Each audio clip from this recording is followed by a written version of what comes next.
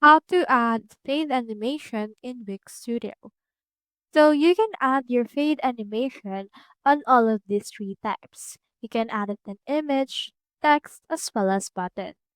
For this case, I'll click onto this image, and then let's open the inspector by clicking onto this particular button.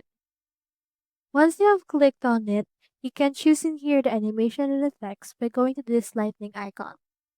So do take note that the fade icon or the fade animation appears on the entrance, scroll, as well as hover.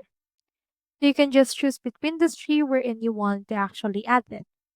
For example, for this case, I'll choose the hover option. Just click on add. Then after that, you can scroll down and here we have the fade option. So click on it. Then after that, it should be able to fade and we can now see in here our actual image for this case. So that's how you actually add a fade animation on Wix Studio. Hope we helped.